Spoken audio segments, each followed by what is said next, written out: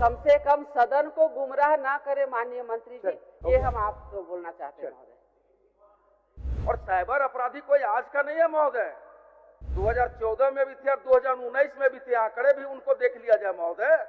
और हमने कहा 95% रिकवर किए, हो सकता है जिनका वो चर्चा कर रही हैं वो 5% में आता हो महोदय। सुरेश प्रसाद जी, जिनका लाखों रुपए की ठगी हुआ, रिटायर वाला सारा पूंजी चला गया महोदय, कुछ भी अभी तक उनको प्राप्त नहीं हो पाया है। और अभी बोल रहे हैं कि 95% हम लोगों ने इसको कार्रवाई करके और उनका जो पैसा ठगी हुआ है उसको जब्त किया है महोदय। लेकिन आप इत्मीनान रहिए, हमारी पुलिस है, आप इत्मीनान रहे, हम लोग उसको डिटेक्ट करेंगे, पहचान करेंगे और उस पर कार्रवाई करेंगे महोदय। हाँक रहे थे साइबर अपराधी को लेकर महोदय, हमारे घर के जस्ट बगल में पिछले सदन में भी हमने रखने का काम किया था महोदय। दिलीप सिंह जी, सुरेश प्रसाद जी, जिनका लाखों रुपए की ठगी हुआ, रिटायर वाला सारा पूंजी चला गया महोदय, कुछ भी अभी तक उनको प्राप्त नहीं हो पाया है। और अभी बोल रहे हैं कि 95% हम लोगों ने इसको कार्रवाई करके और उनका जो पैसा ठगी हुआ है उसको जब्त किया है महोदय। तो कम से कम सदन को गुमराह ना करे माननीय मंत्री जी, ये हम आपको बोलना चाहते हैं महोदय। उनका जवाब दे लें महोदय। दे लीजिए।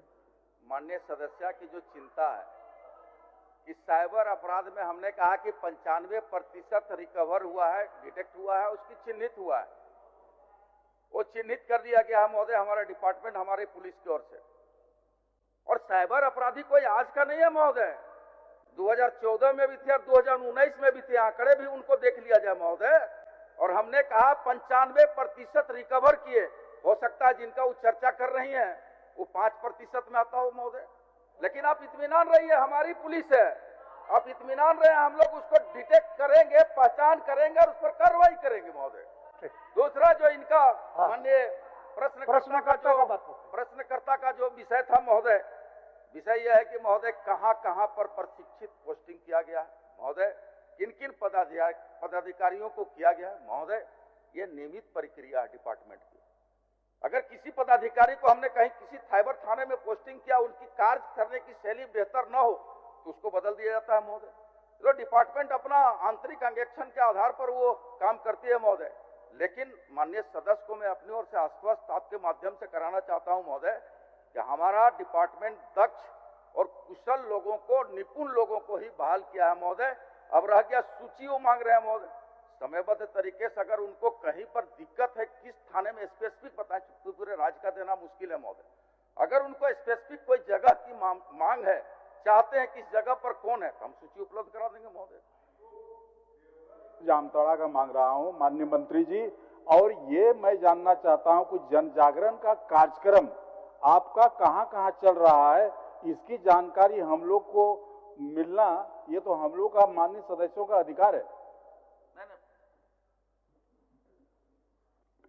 बिल्कुल महोदय, हम कहां कहां जन जागरण चल रहा है महोदय, क्योंकि उनका पूरक में इस बात तो जरूर निहित है कि जन जागरण के दिशा में पुलिस क्या कर रही है। तो चूंकि यह प्रश्न नहीं था महोदय कि कहां कहां कर रहे हैं, तो सूची हमारे पास नहीं है महोदय। जन जागरण में पुलिस क्या कर रही है, कहां कहां कर रही है, उनका पूरक में नहीं है महोदय, तो हम उपलब्ध करा देंगे महोदय उनको। ठीक है महोदय, धन्यवाद। माननीय सदस्य देवेंद्र कुंवर जी, माननीय सदस्य देवेंद्र कुंवर जी नहीं है। माननीय सदस्य श्री भूषण बाड़ा जी,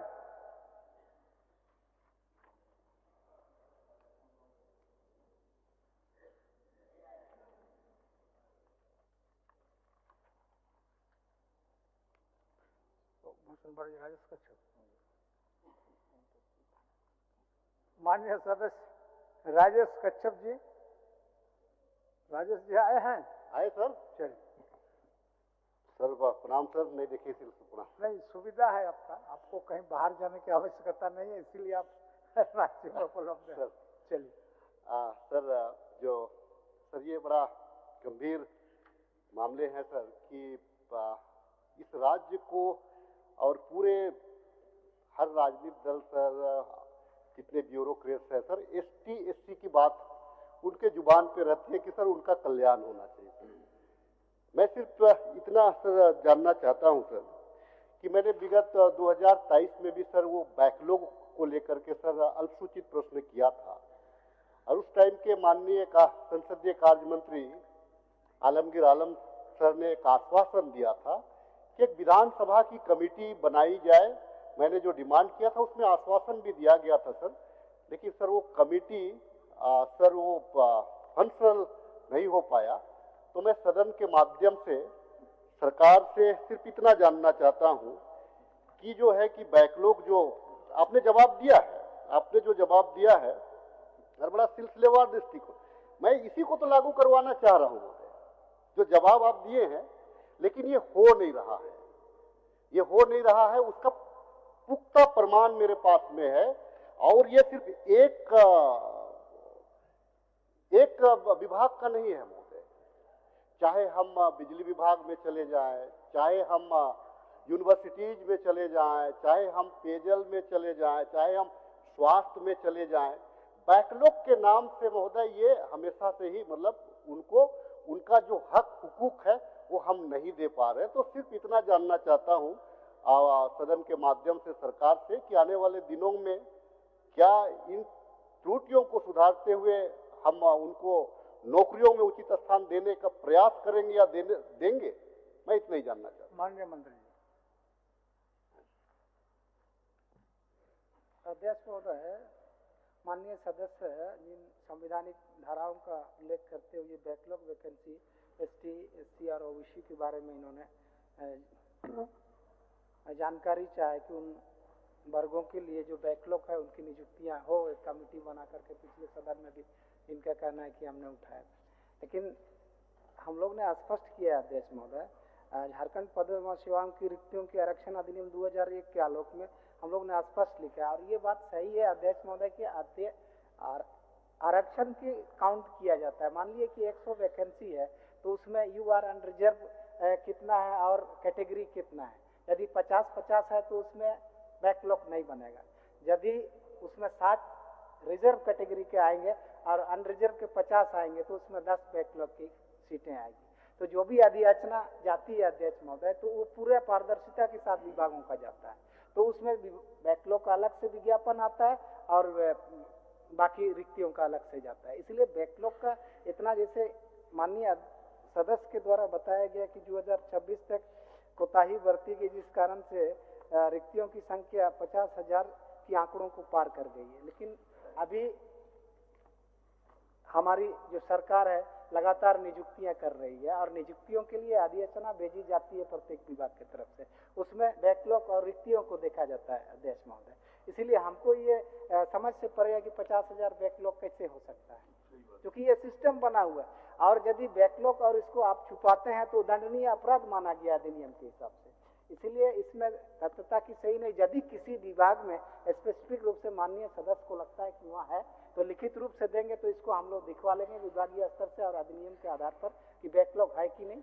यदि है तो हम लोग रिक्तियां के एगेंस्ट में बैकलॉग का नियुक्ति कराएंगे अध्यक्ष महोदय।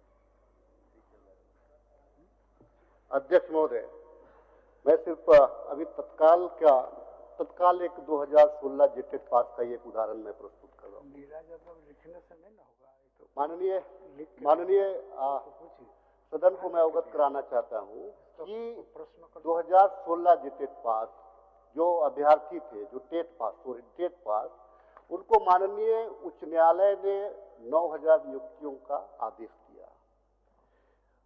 जनरल कैटेगरीज के सारे बच्चों का आपने नियुक्ति भी दे दिया, लेकिन जो एसटी वर्ग के जो रिजर्व कैटेगरी के लोग थे, जिसको 2,500 को नियुक्ति देना था 2,900 को, उसको यह कह करके नहीं दिया गया कि यहाँ पे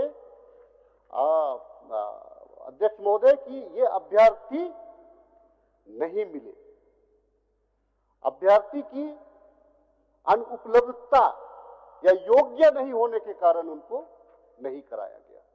ये हाल के दिनों का। अब दूसरी बात है, माननीय मंत्री जी ने आपने कहा, मेरे पास मैं आरटीआई का एक बड़ा पूरा बेंच ही लाया हूं महोदय।